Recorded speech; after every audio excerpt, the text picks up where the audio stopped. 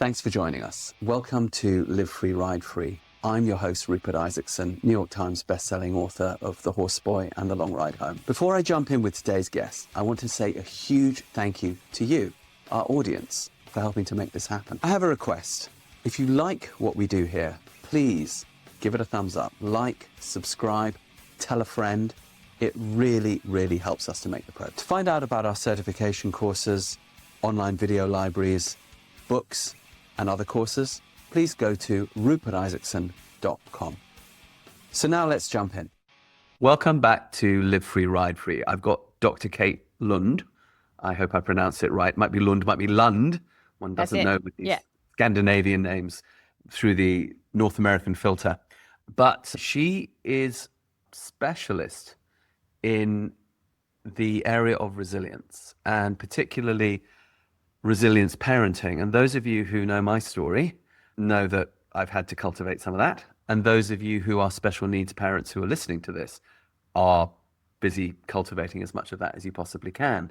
And I like the fact that the conversation is turning a little bit away from just trauma-informed, all of those things, which are the buzzwords of up until quite recently. And because I've always felt a bit like, well, yeah, you sort of can't go around on planet Earth without getting traumatized from time to time. It's what do you do with it? How do you recover from it? That's always what's of interest to me. And so I'm very excited to have Dr. Kate to talk to us about that. She's the author of a book called Step Away, which hopefully she'll talk to us about, and her own story. So without further ado, Dr. Kate, welcome to the Live Free, Ride Free.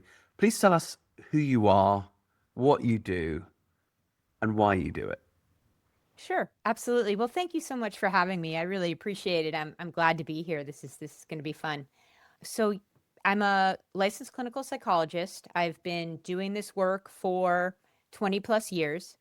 And at this point, I work primarily with adults, most of whom are parents. Oftentimes, they also, in addition to their own struggles or challenges that they're facing, have a child facing some sort of a challenge or obstacle. So sometimes we work concurrently. I started out in medical psychology, pediatric medical psychology, and then we moved about 17 times for my husband's job, and then we had kids of our own. I have 18-year-old twin boys. So I really kind of worked to keep my focus, my practice somewhat portable and flexible so I could be available for them. So kind of pivoted to the virtual world and away from those 80-hour weeks in the hospital. But I still at this point have a passion for that area, and I'm out in the hospital, Seattle Children's Hospital, several times a month, probably more than that, with my dog Wally, who is a part of their animal-assisted therapy team. And that is a big, big piece of my passion and my work these days that I absolutely love. In addition to that, I write books, I have a podcast, and that's basically the long and the short of it. So that's me in a nutshell. Okay, what's your podcast? It's called The Optimized Mind, and it really is the main goal is to access the human experience of resilience. How have folks overcome challenge, built what they've built, bounced back from adversity, that sort of thing. Really through a human lens. We interview folks across domains, corporate folks, entrepreneurs, authors, parents, athletes. So it's a really wide range. It's a broad-reaching show. Fascinating. All right. Now, I've read your bio, of course, so I know a little bit about why you do this work. But the people listening and watching will not. You have your own special needs story. Could you tell us that? And then from there, I want to start asking, how do we cultivate resilience? But let's start with you. Sure, absolutely. So, yeah, when I was 4, I was diagnosed with a medical condition called hydrocephalus. Came on very suddenly when I was 4. And what that is it's the cerebral spinal fluid isn't circulating as it should. So pressure builds up on the brain. And so at 4, I wasn't really able to articulate, oh my goodness, I have this horrible headache, but I was throwing up, just out of the blue. I would say my forehead hurt. I would, My eyes would be kind of all over the place because when you have pressure on your brain, your eyes don't really work the way they should. So it was really a hard thing. My parents were trying to figure out what was going on. Imaging in those days was in its infancy, so it took a while for the doctors to figure out what it was. The good news is the condition is managed with something called a shunt, which actually circulates the cerebral spinal fluid when it can't circulate on its own. So I had a shunt put in. Bad news is shunts break. So a large portion of my childhood was spent in and out of the hospital, coming back to school, looking different, feeling different, you know, big glasses, half a head of shaved hair, wearing a huge helmet when I was ice skating with my classmates, when helmets were not cool back in those days. So that was, yeah, it was a hard time. And I was lucky because I had a lot of great support from my parents, my teachers, parents of friends, and they helped me to, when the shunt was working well, focus on what I could do as opposed to what I couldn't do. And then I think that made all the difference for me, really, to be able to move forward in a way that enabled me to be resilient and believe in my possibility as opposed to just in what wasn't possible. And you still have a shunt. I do. That's for Yes. life, right? That's for And life. Yes. does it still break from time to time, or are they now much better? And so there's more stability? Well, yes and no. They do break. I have not had, knock on wood, I should preface that with a knock on wood, a revision since 2001, Okay. but it happens, and it's nothing is guaranteed. So yes, there's that piece that lives in the back of your mind at all times. I mean, in the back of my mind at all times. Yes. So hydrocephalus, I know some people with it, but they were diagnosed at birth. Is it common for it to be a later onset like that? It can be a later onset. And so for me, the story is that at 4, I was diagnosed. They didn't know why I had the hydrocephalus because, as I mentioned, imaging was in its infancy. So they Mm. could figure out, the ventricles were big, the cerebral spinal fluid wasn't circulating, but the imaging was only that good. So it wasn't until I was 18 when the MRI with gadolinium came out. Gadolinium is the contrasting agent for MRIs, that they were able to see the 2 tumors that were Ah. actually blocking my aqueduct. So that was another massive hurdle. Actually, it was, they had to go in and operate on those tumors. The second one of those operations was very, very difficult, and I was basically out for an entire year, postponed college for a year, had to recover. And there too, I was extremely fortunate. It was a long, drawn out saga, but I did bounce back. And And these tumors, presumably, were they benign or were they?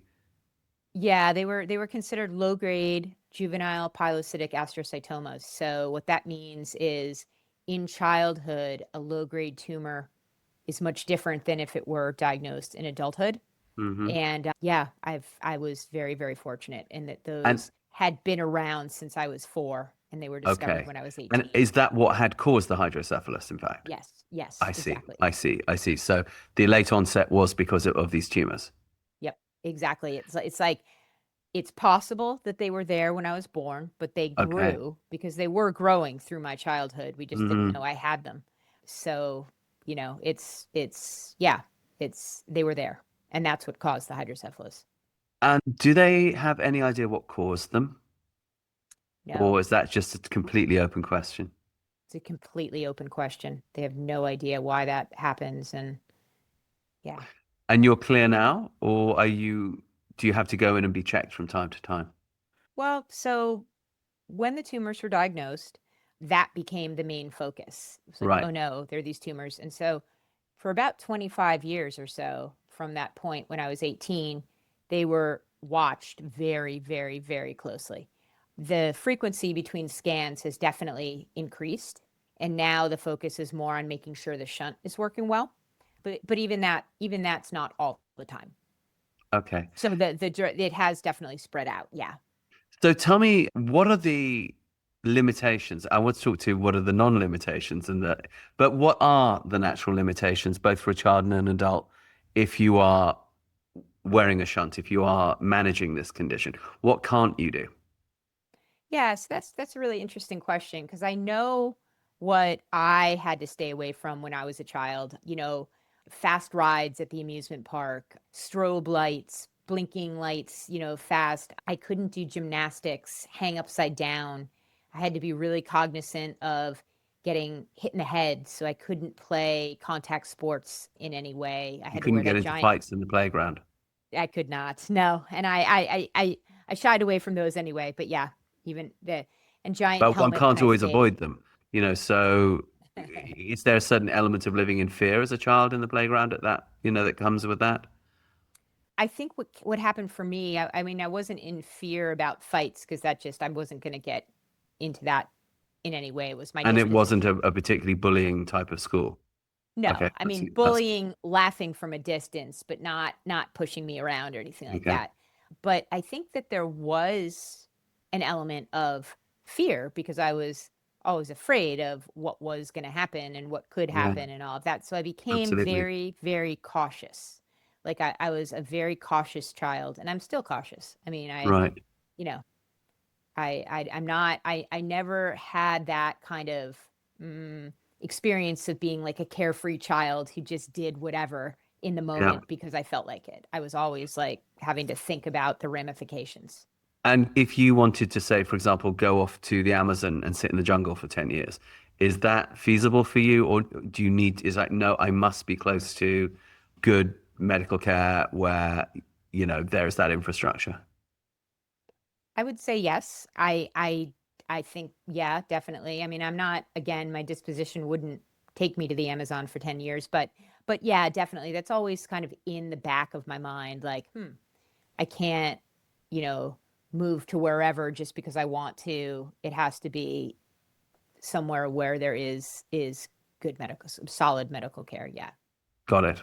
And then in terms of your own children, are the tumors completely random? Is it hereditary? Does that go in the back of your mind? What if that develops, or is that not really a worry? Yeah, I mean, it definitely crossed our minds when, the boys were young and all of these things. But and before we had the boys, I asked those questions, is there perhaps a hereditary or genetic component to this? And they're like, absolutely not. No. Mm, They were pretty convinced. And my boys are great. They're they knock on wood have not had any issues similar to this. got it. Then finally, pregnancy with a shunt. Any It's different, or, it's or not? it's doable, but it requires a greater eye, more appointments, more, but definitely doable in most cases. Yeah. So all of this, of course, prepares you for helping people with the resilience because you had to learn to be resilient. Let's just go back to your childhood. Can you give me a point where you felt at your most unresilient? Like, where was the bottom of the curve? And what do you think were the tools that you found and employed to begin to get you out of there that have now brought you to the work that you do? Yeah, that's a really, really interesting point or an interesting question. And I think, there were two kind of bottom points. The first one I would say was when I was 10 and my shunt was not working for a very long time. But again, the imaging wasn't what it is today, and they couldn't see what was happening. I actually had developed a cyst, which was going to require a second shunt, and they couldn't see it at the time. So I was really, really sick, but I was struggling through because the doctor said there was nothing wrong, even though Right. I was not well. And that was really a bottoming out in terms of being in school, feeling like that. But then finally they figured it out. I got to see and meet with and have the cyst managed by another doctor who then ended up following me, for the rest of my childhood. So that I think was a big piece. My kind of integrating or internalizing this ability to come back from that. I had to be out of school for like 3-4 months. Coming back wasn't easy, but the truth is I did come back and I was able to then focus on really dial in on what I could do as opposed to what I couldn't do. And one of the things that had happened earlier is that, I couldn't play contact sports. I'd wanted to play ice hockey like my brother, but that was out. Mm. So I gravitated towards tennis. And that became a big deal for me. Like that was a huge piece of my identity, my life, and I became pretty good at it. I was never the best, but I was good, and that was really, that meant a lot to me, and it reinforced for me what I could do as opposed to what I couldn't do. So tennis was huge coming back from that point. And then the second kind of dip or really low point was after the second tumor surgery, where I was really, really, it was a very, very difficult year with many complications and many questions and all of these things. And I was able to come back from that, and riding my bike helped me there. And my dad gave me a bike to help me recover like 11 months after the whole saga started. And I was able to start college that following year and brought my bike with me and used that bike as a way of managing through all the challenges. And that became a central piece of my identity. So I think all of those things helped me focus on what was possible and really started my path of like, oh, okay, I'm going to be a psychologist. I'm going to help people to move through and beyond challenges. And I'm going to, that kind of all started to crystallize in college and wasn't a linear path from there, but it was the beginning of, okay, this is actually what I'm going to do. So your parents must have really gone through it. Did you observe that at the time? And did that make you interested even on a subconscious level, do you think? Because you now kind of specialize to some degree in resilience parenting. Your Mm. parents must have had to develop a fair bit of resilience. They must have been worried sick the whole time. But it's interesting to me that you made that leap away from yourself more towards parenting. Why is that? And yeah, tell us a bit about your work with resilience parenting, because as someone who has to live that somewhat daily, that is of interest to me. Yeah, absolutely. And you're right. I mean, my parents, it was not easy for them, particularly in those, well, in any of the years, but in those early years when the imaging wasn't up to snuff or whatever what it is today, and kind of like, well, we don't know what's wrong, but yet they knew something was really wrong. So that was very, very hard. And my parents really helped me to focus on what I could do as opposed to what I couldn't do. They definitely struggled. They were definitely very anxious. And sometimes that impacted me a little bit, like, the whole like anxious piece. But they did the very best they could. And they were really there every step of the way. And I really do believe were catalysts for me to kind of not see myself as someone who couldn't do things, but rather someone who could despite the challenges. And so that was a big deal. And yeah, maybe it was a subconscious thing, my kind of gravitation towards the resilient parenting piece. I think another reason that resilient parenting has become kind of a primary focus is because of my own journey as a parent.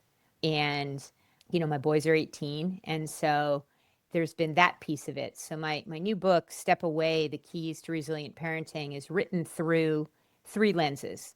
The lens of my early experiences and those of my parents, mentioned at the beginning, my 20 years as a psychologist working with a lot of parents who are struggling with some situation, some challenge, medical challenge or otherwise with their child. I did my early training, my early, many years of training in pediatric medical settings, working a lot with parents in addition to the kids.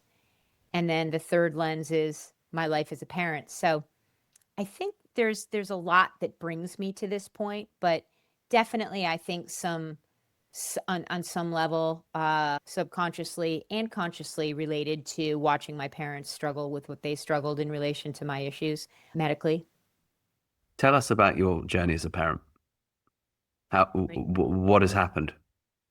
My journey as a parent has been Yeah. awesome, not Good.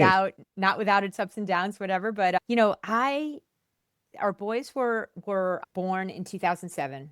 And no sooner had we gotten them home from the hospital, my husband's job was transferred to another city. So What does your husband do? he is in sales and marketing. Oh, yeah. So getting drafted to different places. Yeah. Yep, getting drafted to different places within the same or different companies. And so there was a lot of that early on. So there was a lot of balance, striking balances. But I entered parenthood thinking, no problem. I can do it all. I'm going to have a robust career. I'm going to be the parent who's present, available, shows up. I'm going to focus on my fitness. I'm going to have my friends. It's going to be great. No sooner had the boy's been born that I figured I learned that that was not reality. So there is no perfect balance. There is no perfect. It's the balance that isn't, right? You have to just do the best you can and strike a balance that works for you in the moment and in the general situation. And that's what I learned. It took a while, but I learned it. And that's really what I work with folks on as well. There's no one size fits all. Yeah. And so the first, several years, I kind of put my career a little bit to the side so I could be present and available. And I was very fortunate to be able to do that. And the boys and I had a good time as we were exhausted, as we were tired, as I caught many kid germs along the way.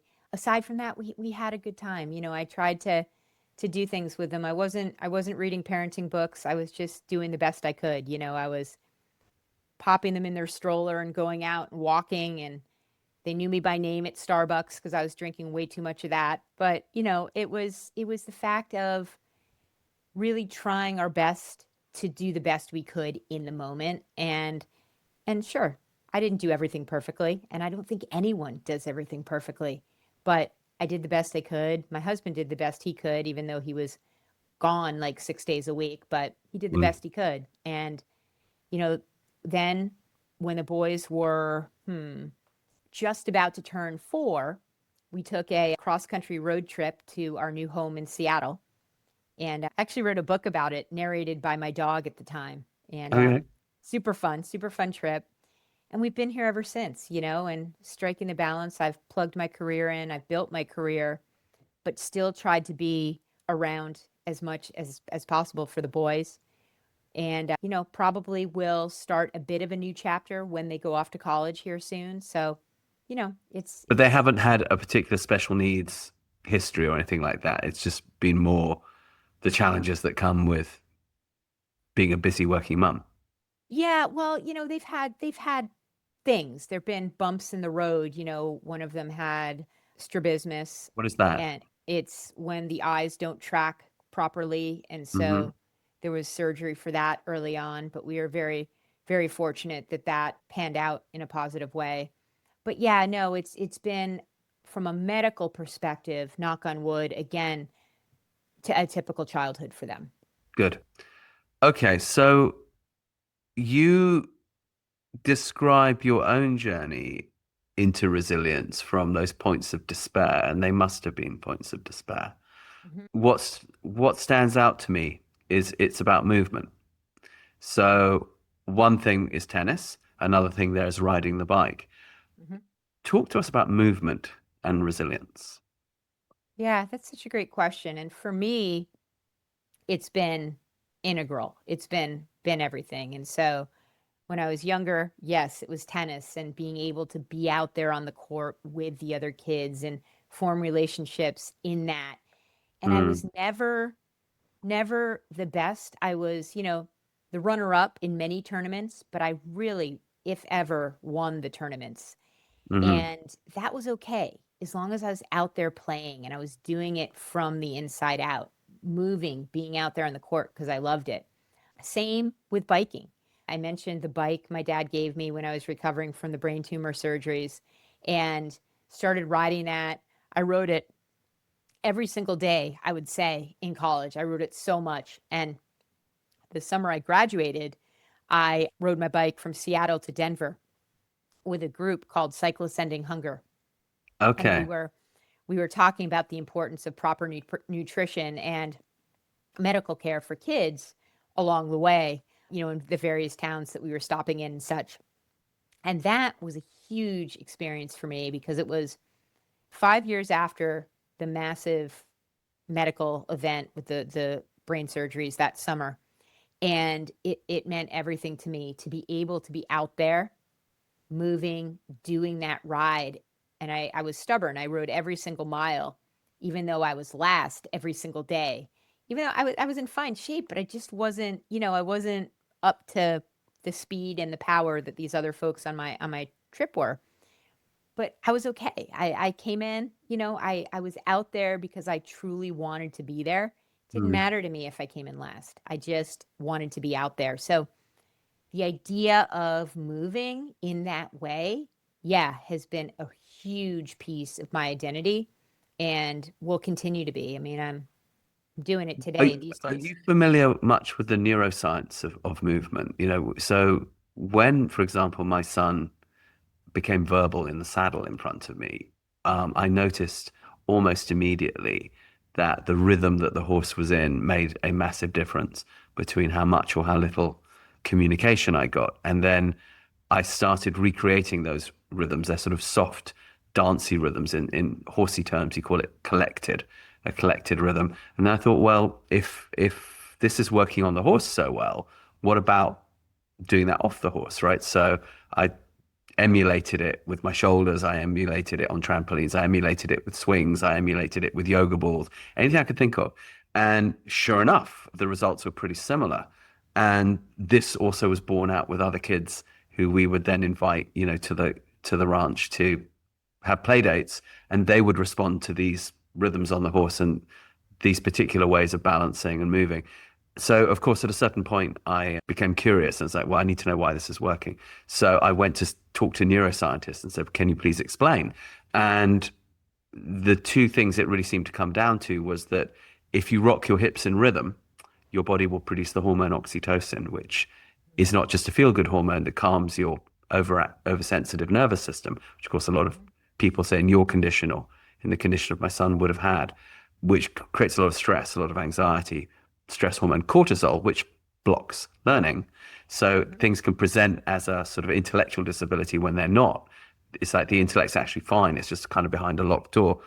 But then equally, that same hormone is the hormone of communication. And then when somebody moves and problem solves, riding a horse, playing tennis, riding a bike, Mhm. dancing, the brain produces a protein. And that protein is called BDNF, brain derived neurotrophic factor. And that is neuroplasticity. That is the building block, the essential Lego piece, of neuroplasticity that becomes those neurons. And so when that was explained, I was like, oh, well, okay, I guess we could replicate this then. And so we did. And it sounds like to some degree that was what was going on for you. Did you, at a certain point when things were at their worst for you, feel that you were in some kind of brain fog? And did you notice how movement, particularly moving and problem solving and hard exercise and that sort of thing, which you've described, did you notice a coming out of the brain fog sort of? Can you just describe that process? Or was it, and if not, then what was the process? Yeah, that's really, really interesting. And one thing is coming to mind. It's that year I mentioned when I had the first tumor surgery, and then I had the second tumor surgery, and then there was a period of time where I was really not functioning very well in terms of my eyes they were in a constant state of motion because there was something, it was not good. And it was related to swelling and maybe something else. They're not quite sure what. I bounced out of it. But when I was in that space, I couldn't read, I couldn't watch TV. I was just kind of, I don't remember the brain fog per se, but I remember that I was just kind of there. I mean, I was wandering around. Right, I was at stuff your home. brain couldn't do. Yeah, I was just kind of, but what I did every single day and what was super helpful for me, and I wasn't thinking about it in these terms that you just described, but I think it fits and I think it probably is what was happening.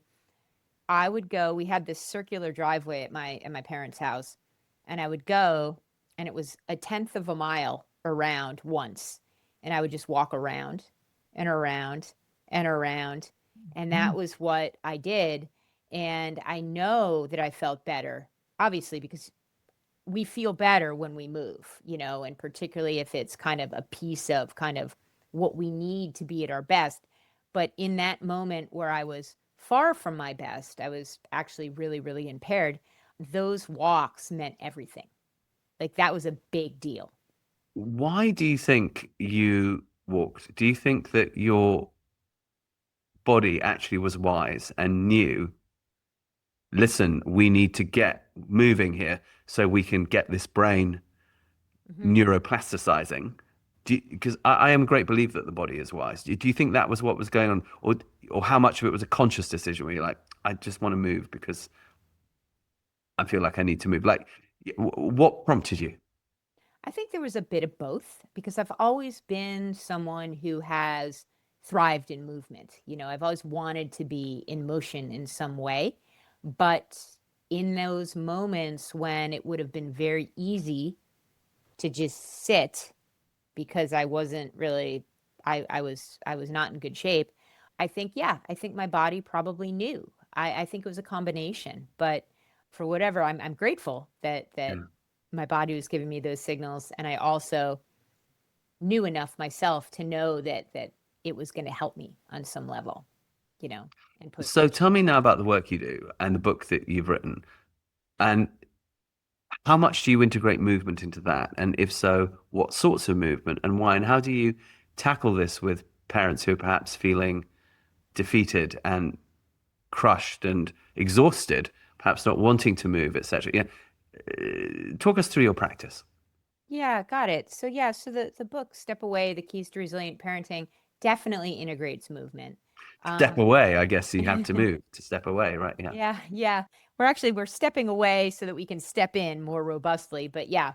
And the first piece is managing our stress response, finding a way to show up as level as possible every day.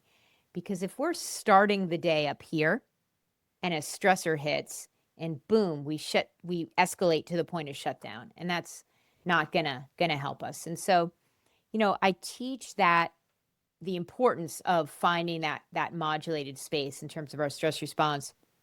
And that can either be through a mini meditation technique that I teach, derived from a technique developed by a physician in Boston in the 1970s called the relaxation response. So that's one thing to keep us level, coming up with a word or a phrase that we find soothing in some way, and then breathing and practicing that to the point of integration so we can show up level. And then it's layering on the other tools and strategies, one of which is definitely movement, finding a way to move each and every day, whatever that looks like for you. Because the big idea in this book, and in really everything I teach, is that we want folks to thrive within their own unique context. There's no one size fits all in any of this. And so some folks might be, oh, yeah, I've got the movement thing covered. I'm on the Peloton every morning. But some clients might say, well, I don't really have time to move. I haven't exercised in 10 years. I don't know what to do. I don't know how to start. So those are two very different, starting places for integrating movement in a meaningful way. So really it's about those small steps forward. We really want to avoid having that A to Z mentality. And if we don't succeed in that, then why try? So it's helping folks to notice and appreciate the small steps that they're taking to build a foundation of resilience, a resilient lifestyle that helps them optimize within their own unique context, if that makes sense. It does. Tell me about this chap from Boston and his relaxation technique, and why did you choose that? Why do you feel that that is so effective? Yeah, so it's Herbert Benson's technique.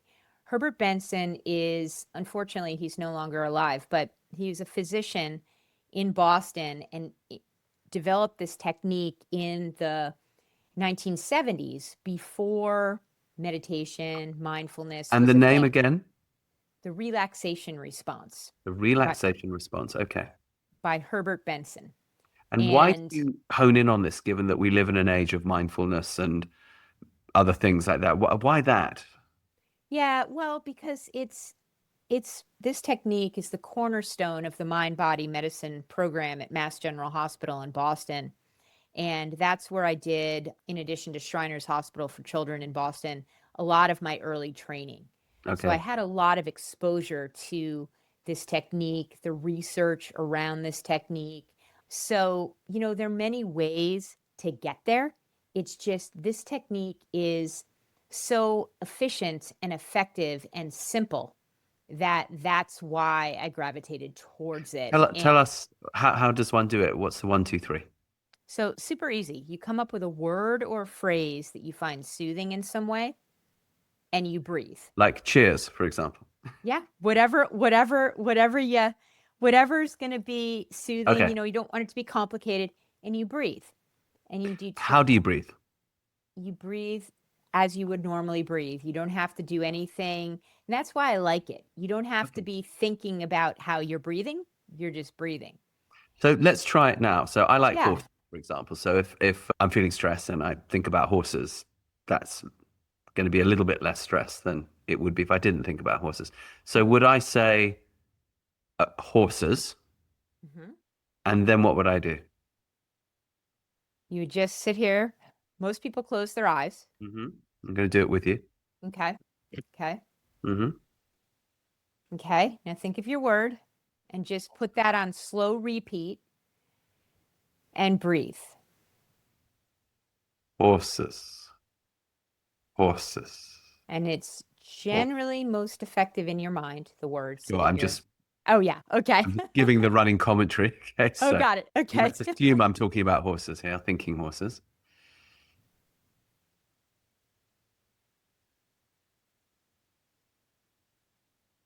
Okay, this actually is working. Yeah. Yeah. And so that's the thing, right? And so Is it that simple? yeah, it is. It really is. And the cool thing is the more you practice for that 5 minutes in the morning, 5 minutes in the evening, this becomes somewhat of your baseline. You're integrating it Hmm. into your baseline.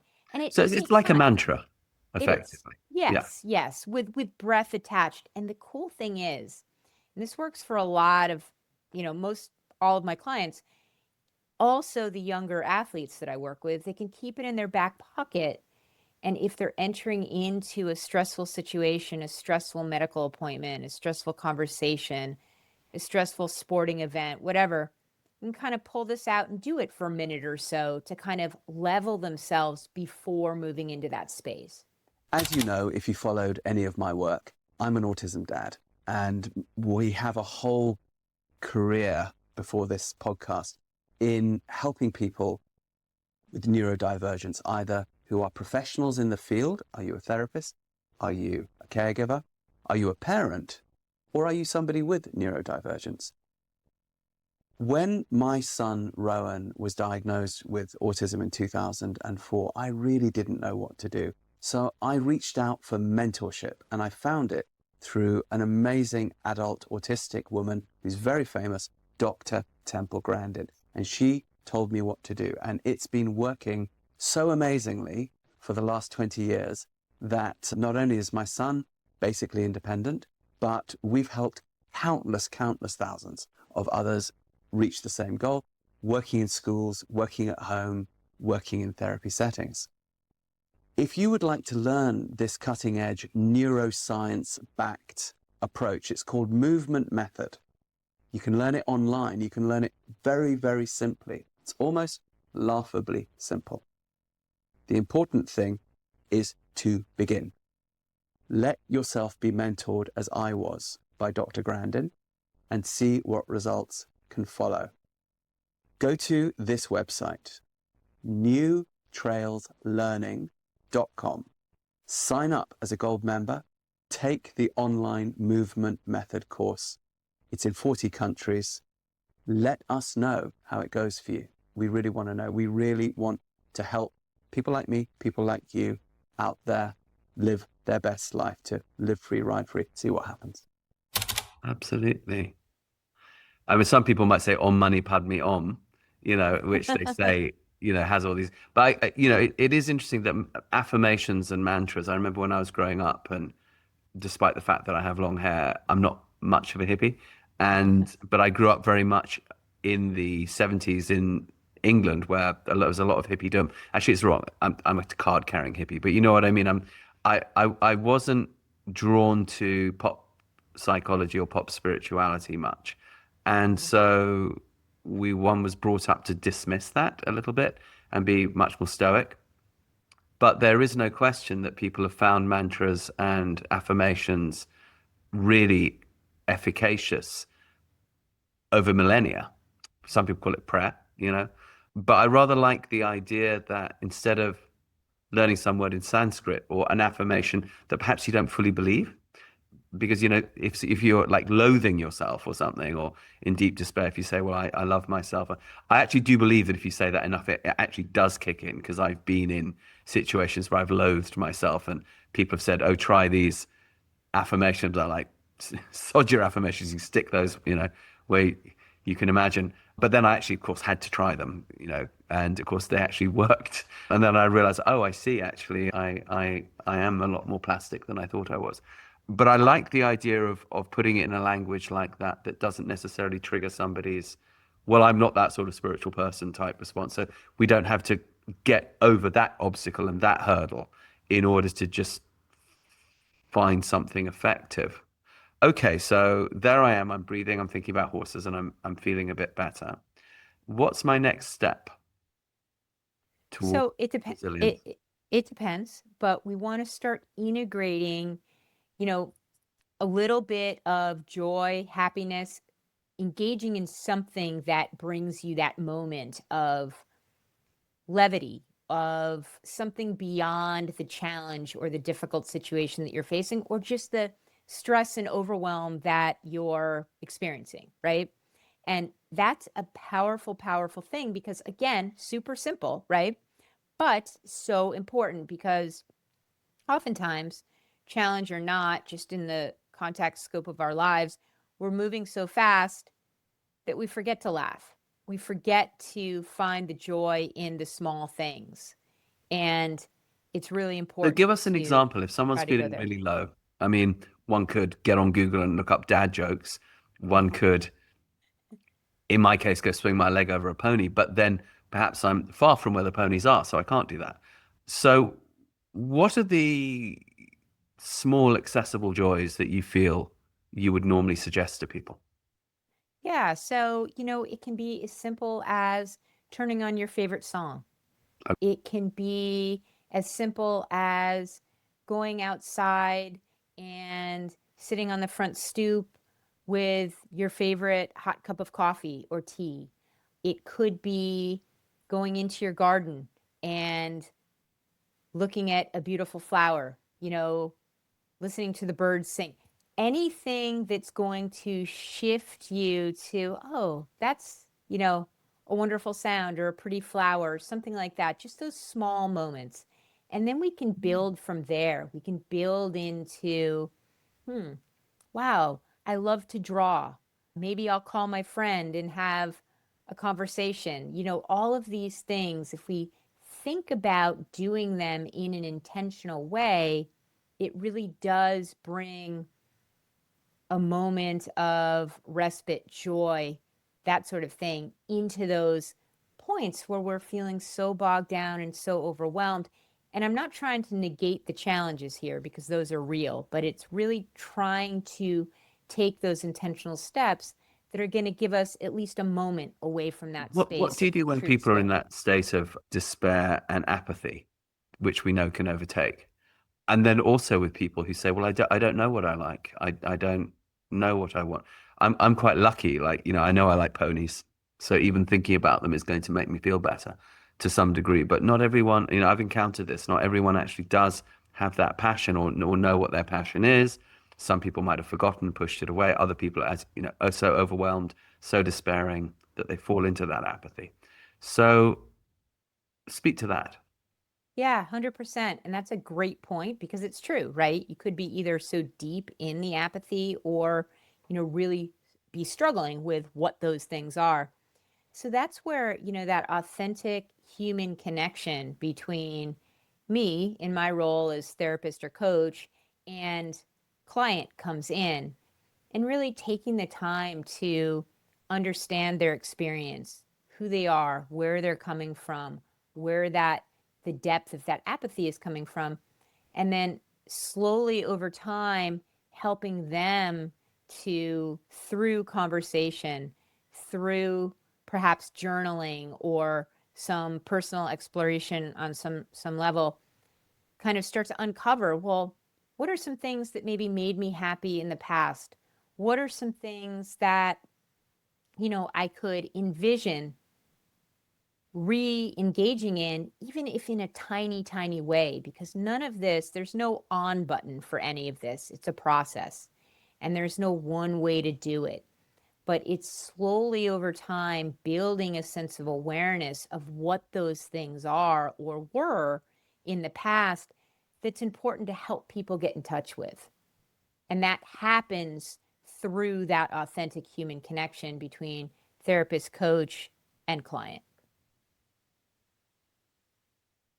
You talked about maybe going out into the garden and looking at a flower or listening to the bird song.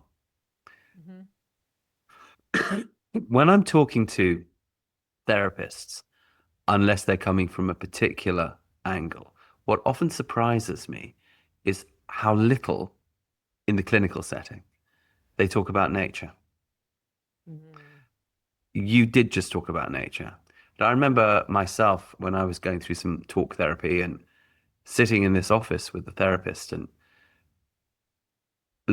hating it, no movement, a room that, well, congenial enough was a room, and the, challenging frontal gaze of the therapist, you know, sparking my cortisol, my stress. And I remember sort of looking out of the window at the trees and thinking, gosh, if we were only walking out there under those, I would be feeling so much better. I'd be so much more receptive. And funnily enough, after a few sessions, I said to the therapist, could we not do this thing out there? And he came up with like a bazillion reasons why that would not be possible. And I said, look, I actually know something about the brain. It's my job to. Doesn't mean my Uh-huh. brain is necessarily working very well, but I do know sort of what its needs are. Would you indulge me? And then find, still resisting. So I said, look, I'll pay you an extra hour, you know, that will cover the 10 minutes it will take us to go down the stairs, to go out there, and then to come back up. How about that? And with great reluctance, the therapist finally conceded, but wouldn't do it more than another time. And I realized that actually I needed then to find somebody who would take me into nature. So I did. But in the clinical setting, it's so not there. And yet that's our habitat. So how can we find well-being without that? And how do you incorporate that? Because I'm sure that when you're going into clinical settings, there are some constraints. How do you incorporate movement and nature? Yeah, it's a hard question. Like when you can't get out of the clinical Mm, setting, like for example, with this therapist who is reluctant to, and sometimes there are, yeah, constraints given the location of an office or that sort of thing. I personally do most of my work, all of my work actually right now, virtually. okay, So it's a question of what is available to the client, where they are, right. whether it's stepping out into the garden or, so coming up with a plan as to Mm, what the possibilities are for them. But another space where I see this actually is when I'm working out at the children's hospital with my dog. They have, I mean, very clinical setting inside the hospital, obviously. But when a child is well enough to walk a little bit, or perhaps they can go outside to the hospital garden in a wheelchair or something along those lines, those moments are very, very powerful. So, yeah, it's adapting with flexibility within the context of whatever that clinical setting is, to try to find options and opportunities and to encourage those if it's not top of mind for the patient or client. But yeah, there are those moments where perhaps it's less feasible. And then, you know, it's certainly not the same thing, but if a nature scene can be soothing to someone, we can work with visualization around helping folks to engage through these images that they create in their mind. So that's another opportunity. Absolutely. I'm glad you bring that up because, yeah, what we know that both negatively and positively, the mind will respond to the stimuli that don't necessarily have to be real, right? So the amygdala, fight, flight, freeze, will respond to a threat that's imagined almost as strongly as a threat that's real. But similarly, in our work, sometimes with what we call movement method, maybe we're working in schools and we'll look at a very sterile classroom and say, you need to bring a bunch of plants in here, and then sometimes the school administration will say, well, here's a bazillion reasons why we can't do that. And usually it'll come down to like fire hazard, allergies, and they'll die because we can't water them. And so we thought, oh gosh, what are we going to do about that? And we realized, oh, well, then we just put fake plants in there. And because the brain, when you see the fake plants, basically responds the same. And we'll put pictures of nature on the wall and we'll.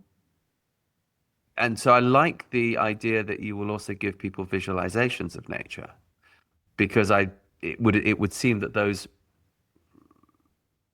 play upon the mind in the same way largely that the real thing does. Do you get people who are so far removed from that they'll try to reject it? And if so, how do you help them with that? Yeah, absolutely.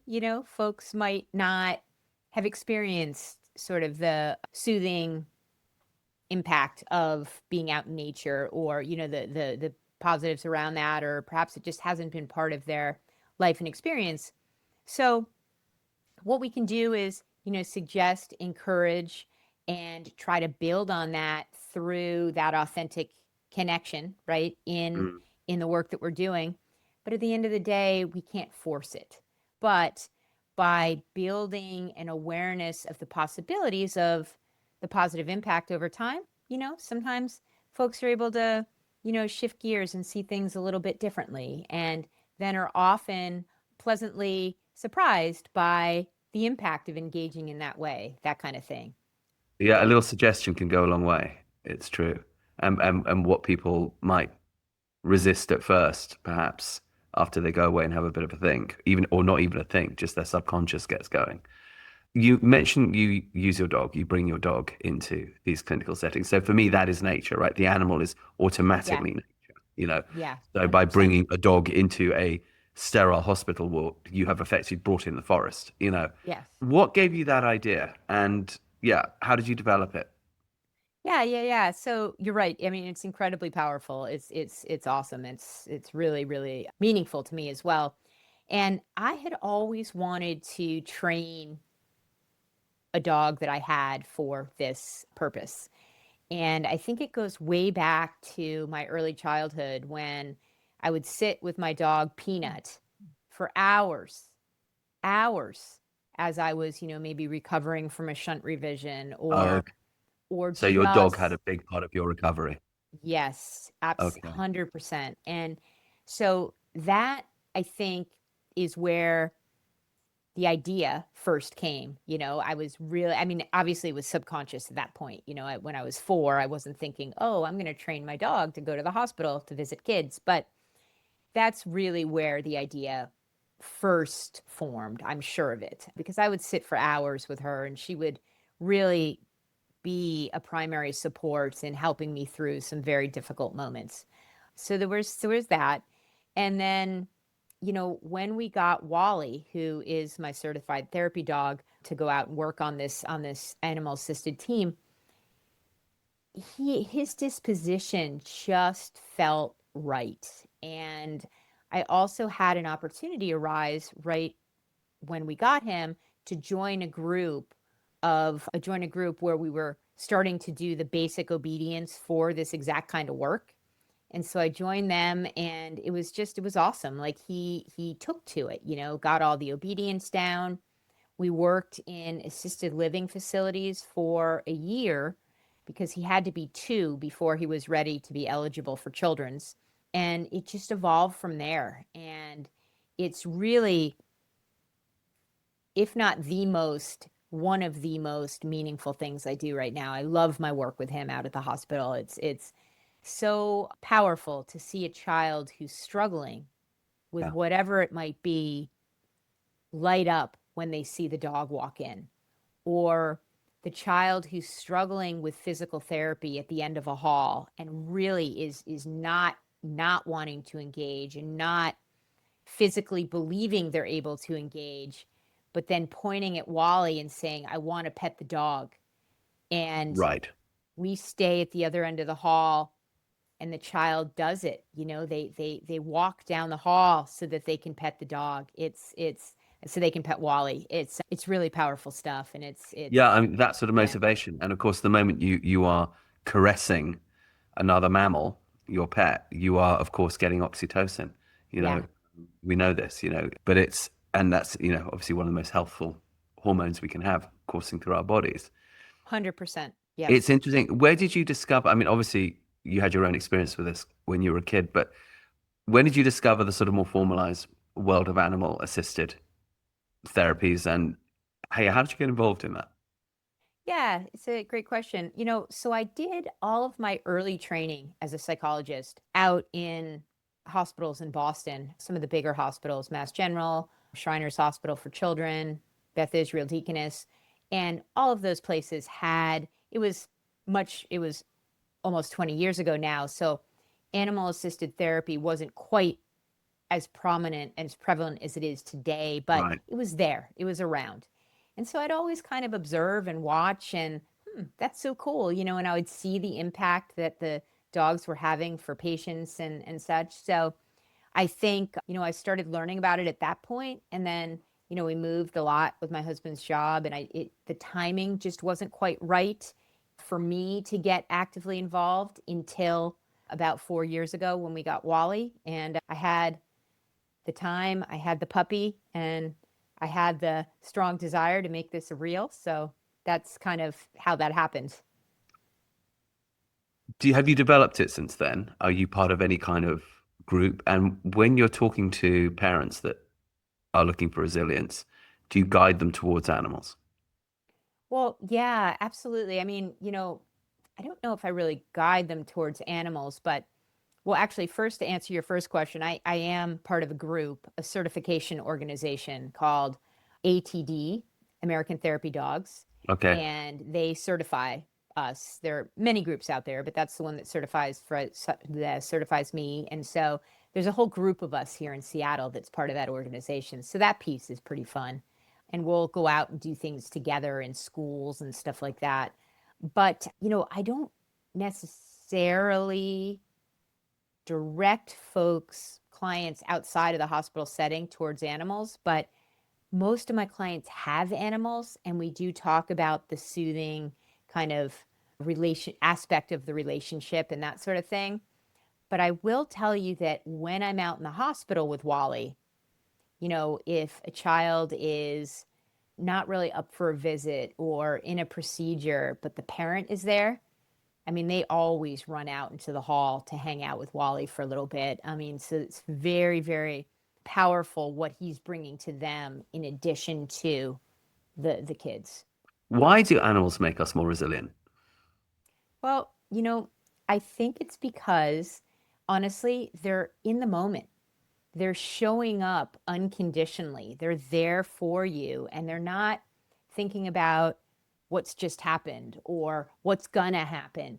They're in it, and they're so well able to, I believe, pick up on what somebody's emotional condition is in the moment. I know that I feel it with Wally and me. If I'm, stressed or struggling with something on a given day, he'll come up and, will maybe put his head on my lap. But like if I'm, in a different space, you know, he'll respond differently. And I see he'll respond differently depending on what's happening for kids he's visiting in the hospital too. If he notices that a kid is really withdrawn or struggling with something, he'll literally come in and pop his head on their knee, for example. Whereas if a kid is, smiling and saying, come here, he'll go in a bit more robustly and he'll offer them his paw. It's just these subtle differences, subtle shifts in how he's showing up.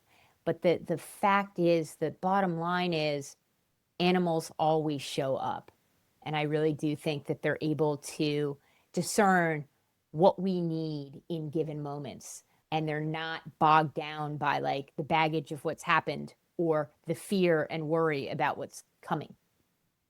Do you think that we on a subconscious level just take that on so that by seeing the animal constantly showing up, it allows us to show up? It teaches us or shows us how to show up. Oh, I think so. Yes, I think for sure, particularly in those moments. And then if we're able to take that a step further and really recognize what's happening, then that can be a really powerful reminder to us to show up even when the animal isn't present, if that makes sense. Yeah, absolutely. No, I do. Our minds are so open to metaphor. Metaphor is the human thing, really, isn't it? It's the storytelling ape. I think it's worth considering this thing that, yeah, animals sort of lead by example, but that we do actually follow those examples. And I guess our language is sort of peppered with metaphors and sayings of one kind or another, adjectives, that describe being like this animal or being like that animal. And sometimes it's negative, you dirty pig or whatever, you swine. But although actually pigs are so charming, it's always struck me as an odd one, that one. But normally we use animal stuff quite positively, it seems. Okay, so let's just go back to your book and your practice. You give people these relaxation techniques to get them to a sort of calm baseline. You give them the visualizations, some of which involve nature. You have your own practice, of course, which does involve animal assisted. Going through your book now, what's the next stage in resilience parenting? Here I am, feeling unresilient in my parenting moment. And sometimes I still do, despite the fact that my son's doing really well. And so I'm not always feeling resilient, Of So course. what's the next stage? And that's a great point that you mentioned, because it's true, because we're not always feeling resilient, even if we're building, Yeah. these skills into our life and experience on a foundational level. There are going to be moments when we don't feel resilient. And Sometimes then, more than moments. Yes. well, exactly. Yes. Sometimes more than moments. And trust me, I get this. And so, it's a question of really building these things in. So you mentioned some of the key ones, the nature piece, the visualizations, the managing our stress response. We're encouraging folks to have some sort of social support. We know the power of Okay. social support in building our resilience, our resilient lifestyle. Whether that looks like because you see, the thing is, with social connection, we can be moving through life so fast. We can be bogged down. We can be overwhelmed that we just think, it's not important. I don't have time. Yeah. But really, it is important to intentionally try to carve out that time, make some sort of connection as often as possible to have that context of social support in place, whether it's a phone call to an old friend, or if it's a coffee at the local coffee shop with an acquaintance or a friend, whether it's joining a group, a parenting group related to a challenge that you're having, or a hobby or something fun. I've got a group of friends who gets together on Sunday mornings, and I'm often not able to join, but to go hiking or walking, their parents from the same school, it's that kind of a thing. Just to kind of have that connection, however you're going to get in touch with it, is really powerful in terms of normalizing the fact that, yeah, life isn't easy necessarily. things get hard and that's okay. And here's what helped me. And not that there's a one size fits all, but having ideas and thoughts around it. So social support, social connection is a really important piece of what we talk about in here as well. If you made it this far into the podcast, then I'm guessing you're somebody that, like me, loves to read books about not just how people have achieved self-actualization, but particularly about the relationship with nature, spirituality, life, the universe, and everything. And I'd like to draw your attention to my books. If you would like to read the story of how we even arrived here, perhaps you'd like to check out the two New York Times bestsellers, The Horseboy and The Long Ride Home, and come on an adventure with us and see what engendered, what started Live Free, Ride Free. And before we go back to the podcast, also check out The Healing Land, which tells the story of my years spent in the Kalahari with the Sun, Bushmen, hunter-gatherer people there, and all that they taught me and mentored me in, and all that I learned. Come on that adventure with me. Now let's talk about crisis. So there are times when things become so pressing that everything goes out of the window, and one hasn't the bandwidth for anything other than straight up survival. When people are in that kind of mode, again, what are your recommendations? Well, we want to make sure that they understand when it's necessary to elicit professional support, or, call 911 or go to a local emergency room if we're in that level of crisis. Yeah. But if it's not at that point, but rather a point where folks are so bogged down, so overwhelmed that there's really not any bandwidth for anything else, it's a question of doing the best they can in those moments to move forward or just be as best they can without that added stress of, well, I should be doing this, I have to be doing that. Sometimes we just need to be. So there's that, not putting that external pressure on them, internal pressure, or going for like, I have to do more if in that moment they just can't. But I want to, make sure that folks are aware that, there are those moments where they should, go to a local emergency room or call 911, that kind of thing. But I don't know, does that answer the question? Because there are Well, those yeah, moments. I'm just wondering if, because, when one's amygdala is really activated and while it's full of cortisol, or it's not capable of rational thought. And you can be highly intelligent, highly educated, Yeah. and behave like an absolute idiot because the neurotoxins in your brain with the cortisol are simply preventing you from reasoning. Do you have things that help in that mode to sort of bring one back to oneself so that one can actually figure one's way through and get out of reaction? Well, it's managing the stress response on a consistent basis that we come back to in those moments that really is kind of leveling out. But, if somebody is in a space where, they're so far escalated to the point of shutdown, the reality is it's going to take a little bit more to get back to that modulated space. But that's the first go-to to get back to that modulated space. Yeah. If you yourself are driven to the wall, I'm sure it happens occasionally. What's your go-to? Yeah, that's a great question. And it's true. Sometimes I am bogged down and driven to the wall.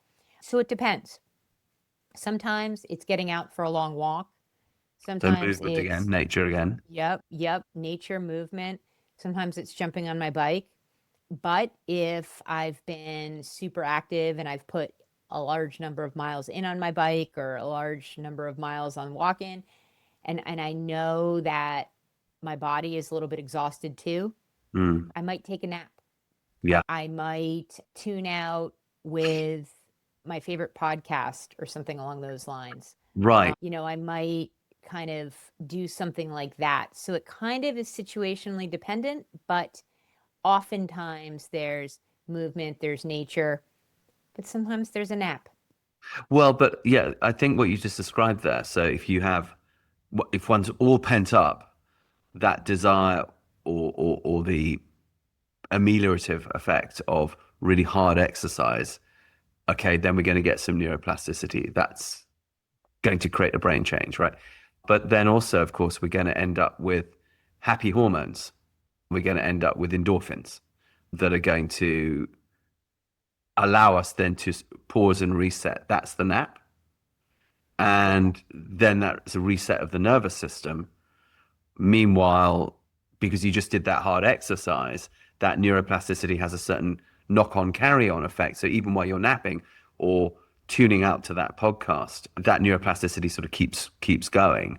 And then you can sort of come out of that at the other end with a bit of a different brain. But so I think what you just described is very sound from a neurological point of view. It's just that, I think a lot of people don't necessarily have access to that. And it's interesting you talk about napping, because in the Stoic school of waspish culture, we're not supposed to nap. That's a sign of weakness. We're supposed to Right. flog ourselves and keep going and keep going and keep going. And you might be aware of what Google apparently used to call it in its campus 20% time.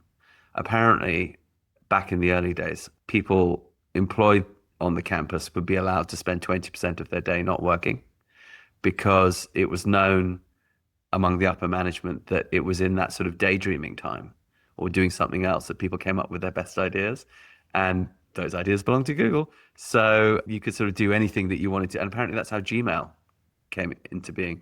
But I guess what you're really talking about there to some degree is also myelination, right? So, myelin being the fatty tissue that grows around new neuron connections when they're made, which are a bit fragile to begin with, and then as we rest, that fatty tissue, like a sort of insulation cable, comes around them and then makes them secure. And then we've got a new neural pathway. Without that nap, it's very difficult for those neurons to remain connected. And so what we learned, we might forget it, we might lose it. How do you deal with when people are very, very resistant to the idea of the nap? I'm a great believer in it, but I'm a latecomer to it. I for years would never allow myself to. And I remember people sort of trying to encourage me to do that, and I'd absolutely blow that away. And then I realized that was just really stupid. But this is in our culture. Right. The workaholic, the self-martyrdom, all that. How do you help people through that? Yeah, it's again, it's an important question, and no one size fits all per se. Because I have been slow to come to the nap too, because you always just want to be moving forward, and wow, what does that mean? But I have felt the power, the benefits in Yeah. it. My husband's always been a napper, and so it's so fascinating, right? And to recognize, yeah, wow, okay, so that was a great thing that he was doing, as opposed to, why That are was you just napping being so lazy. much? It's like, what are you doing? Do you have to write him Uh, an apology letter now for all the times that you ragged on him for napping? I think I was able to apologize verbally. It was fine. But yeah, no, we laugh about that. It's pretty funny. But again, it's kind of trying to introduce the potential benefits and recognizing that, you know, all of these shifts, all of these changes that folks make have to come from the inside out. So it's educating, it's giving examples of, why this could be beneficial, and encouraging folks to try it in small bites Mm, and seeing what mm, happens. Because we like to have folks integrate changes which feel daunting or overwhelming, or like they're not aligned, in small bite-sized pieces, so that they can integrate them over time, because there's no button that they can push to be like, oh, I can feel the benefits of a nap and I'm a napper now, that kind of a thing. So yeah, it's a process. yeah, absolutely. What is the number one biggest hurdle to resilience that you see? It's folks having trouble slowing down to the point of understanding what they need to be at their best, what they need to optimize their overall sense of well-being. So it's a process to help folks to slow down and kind of explore what those things are and then integrate them over time to build that sense of awareness of what they need to be at their best. Mm. The slowing down again, the Yeah. breathing, the perspective. Yes, and yes, the perspective and creating that space to gain perspective and to even gain perspective on what it looks like to be at your best. Because sometimes we're so Okay. used to functioning in a suboptimal place that we don't recognize that there's more is possible, you know? It's true. We get very used to existing in that sort of cortisol state. We're good at it. I mean, I guess we are resilient. Yes. Humans are resilient. Do you, okay, so let's bring it back to parenting. So in an ideal world, we have two parents, but those two parents are not always on the same page. Right. When the parents are beginning to battle about the best way forward for a child, this, of course, can escalate. Yeah, we don't need to say much more. I should imagine a certain, a fair amount of your work is dealing with this. In your book, how do you help people through that? Well, Apart from just telling them to go to counseling. Right. Yeah, so so the book has case examples throughout to illustrate main points. Okay. And so in the scenario that you just described, communication is key, right? And not always easy, Perfect right? world, yes. Not always easy. In a perfect world, yes, communication between the spouses that are the two parents that are not on the same page in terms Yeah. of the best way forward. So we encourage communication to the extent possible.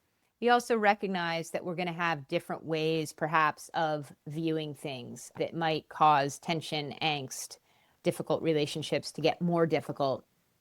But one thing that's really important is to try to work those differences out, come to a common understanding away from the children. So not having those difficult discussions in front of the kids.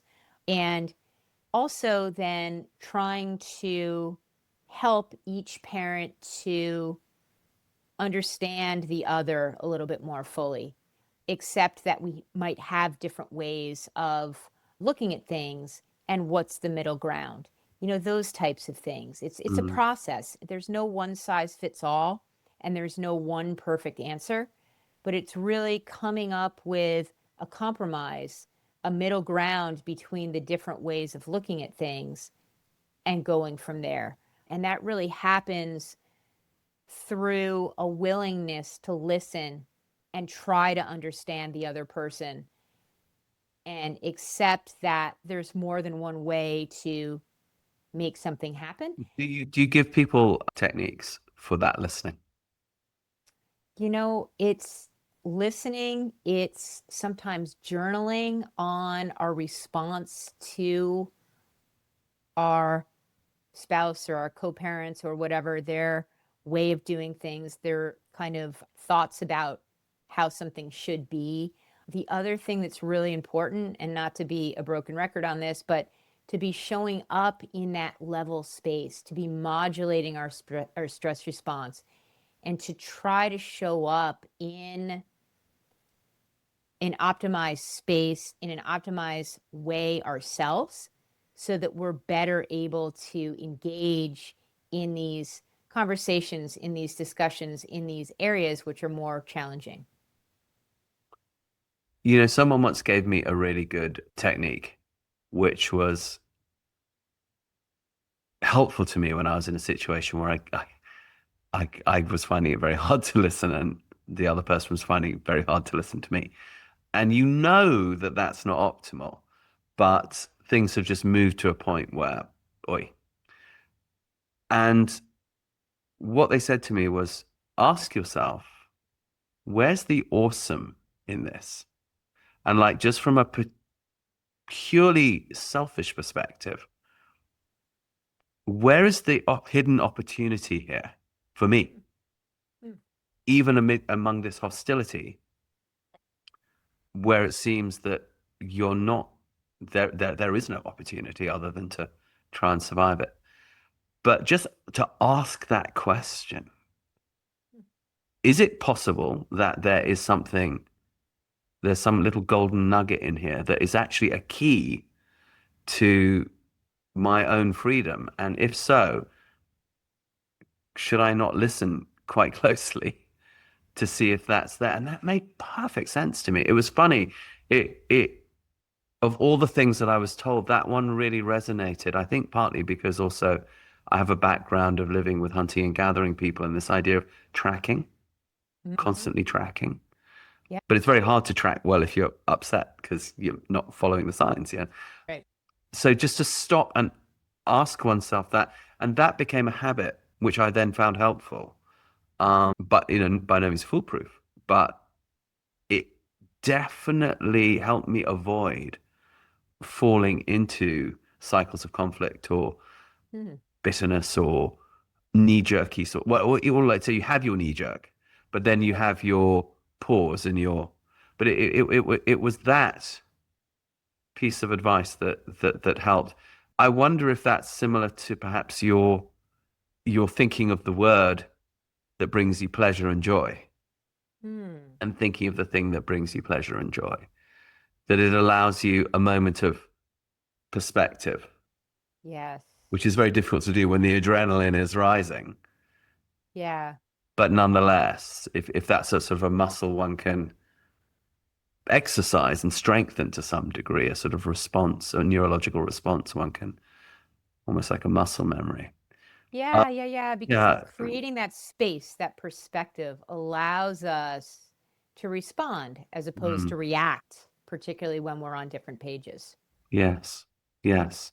And it's so funny, I can catch myself sometimes in the sort of everyday stuff that goes on, thinking, oh, I didn't do that there. I didn't have that pause between my reaction and my response, or so, that if I had only just paused a moment and separated myself for only a nanosecond from the reaction, then my response would have been so much better. But I suppose at least I do think those things these days, whereas in the old days, I wouldn't have thought about that at all. Right. And it's a process, right? And so shifting in that, direction. I love it. Cool. And I think that's the important thing about a book like yours, in that it does give people a chance to bring their attention there. Yes. What is it they say in law of attraction? Energy goes where attention flows, where attention goes, or something like that. That, when you put your eyes on a particular path, that's inevitably where you'll sort of end up walking towards. I don't know if you're familiar with Neville Goddard. He was a sort of before New Age existed, sort of back in the 40s and 50s.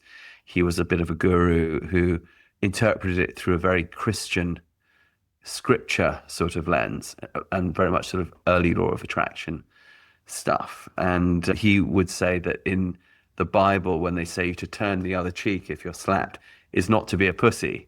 It's to simply, if you don't like what you're seeing over there, turn literally your gaze over there to something that you do like and go in that direction. Because as long as you're looking at the thing you don't like, that's where you're going to be going. And I do wonder if that technique that you were talking about earlier in the conversation is really a version of that. Very possible. I think it's at the core to kind of calm the central nervous system, but in a sense, shifting our calming the central nervous system in a way that allows us to shift our focus in a more productive or optimal direction, I think is what I would say. Yeah. If you have a hope for your book and the work that you do with parenting, What would you say? I mean, apart from obviously ameliorating suffering, but what what would you say your mission is with this? Yeah, so with this, my primary mission is to really help folks to appreciate their own unique context Okay. without falling into, the comparison trap or vibe. And within that context, be able to create a roadmap for how to be at their best. And then from there, believe in the possibility that's out there for them and for their children on the other side of the challenges that are inevitably going to come up. Right. So a lot of it's about imagining what what good looks like, perhaps. Well, yes, creating a map for what good looks like and then moving intentionally towards And that. how do you create that map? Well, you create that map by really being intentional, by, you know, increasing your sense of awareness through conversations with a coach or a therapist, or journaling, or really taking the time to sit down and think about, what are the things that make me feel good? What do I want my life to look like? How might I be able to create that? And my book kind of creates is a catalyst for that kind of a process, kind of like a playbook, so to speak, for folks to start thinking about these things and create that foundation for optimizing their own sense of well-being, and in doing that, helping their children and families to do the same. What are the building blocks of that? Like, is it vision boarding? Is it visualizations? Is it guided meditations? Is it these are, these are sort of known tools, or are there others? Well, so it's lots.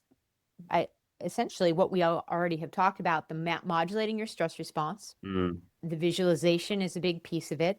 We also want folks to be able to see the things that are going well as opposed to just the things that are not going well, the okay. challenges. It's a really important one. It's called the daily wins exercise.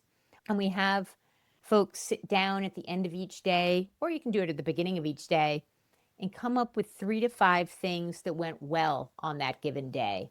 Because human nature takes us pretty readily to the negative stuff. Yeah, What the didn't go negative bias. well? What should have happened? What should we have done? Why are we not succeed? That kind of thing. So this daily wins exercise helps neutralize our lens and maybe even put it a little bit towards the positive. We're not trying to minimize the challenges, because challenge is real and it's going to come up every single day, probably multiple times for all of us, big or small. And so the daily wins exercise is an important piece. Journaling is a huge piece. What's happened in our day? How did we respond to it? How would we like to respond differently? Creating that kind of a roadmap is important. And What do you then, do for the people like me who just will not journal?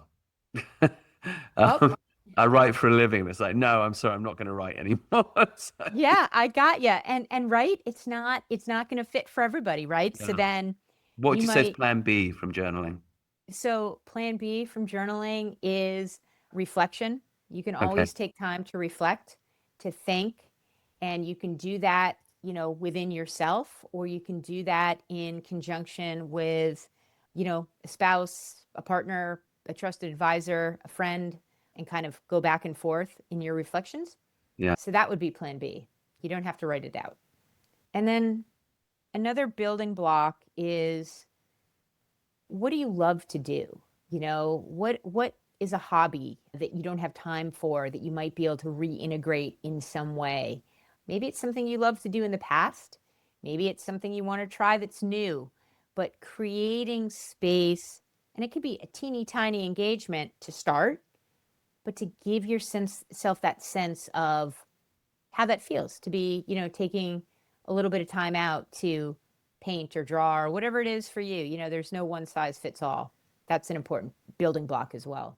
Yeah, it's funny. I grew up very much in the English hunt field, which is fox hunting, riding 2 hounds, which is, there is nothing like it in terms of adrenaline. Now, I can't justify doing that anymore because I can't hassle a fox for my own enjoyment. So I do a simulated version of it where we lay a scent and try to do it creatively so that the hounds, have a bit of trouble working it out. And we'll get someone to lay it across a stretch of country that might be a bit challenging to ride over or something like that.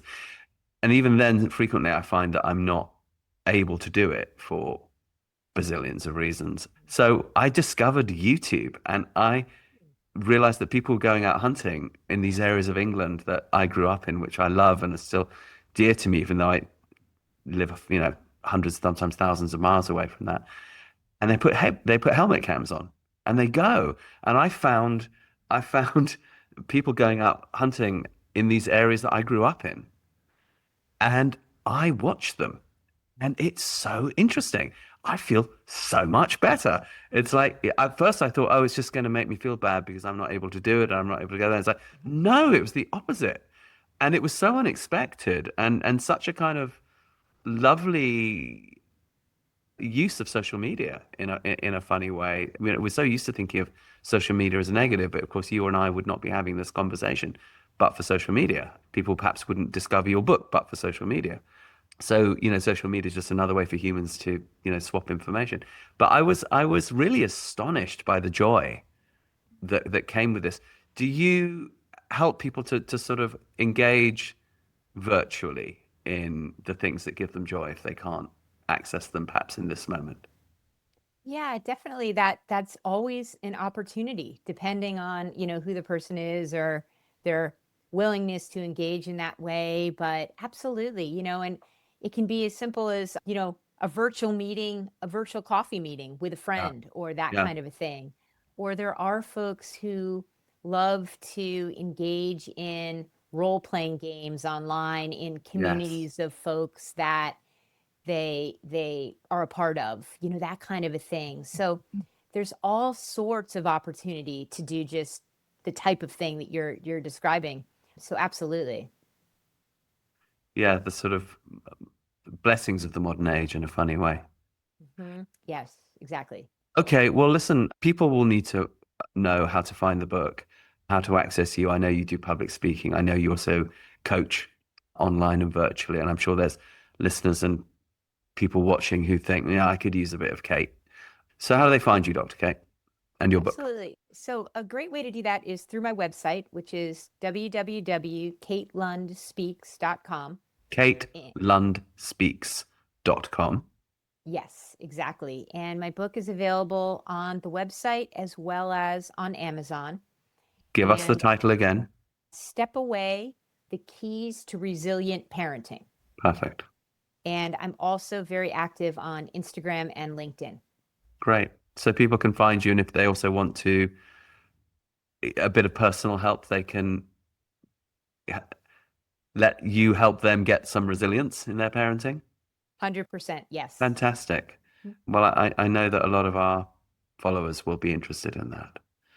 So thank you so much, Dr. Kate, for coming on. Well, thank you for having me. I really appreciate it. This has been a lot of fun. Yeah, it really has. And I'm going to go away and try I'm going to imagine horses. I'm going to Awesome. say, not imagine, I'm going to say horses. The next time I've got it on my agenda. I'm going to say that tomorrow when I get stressed about something, because I inevitably will. And I'm going to see how that goes for me. And then see if I can find that baseline. Perfect. I love it. And let me know how it goes. I will indeed. Okay. Okay, my Awesome. friend. Thank you so much. Thank Bye you. bye.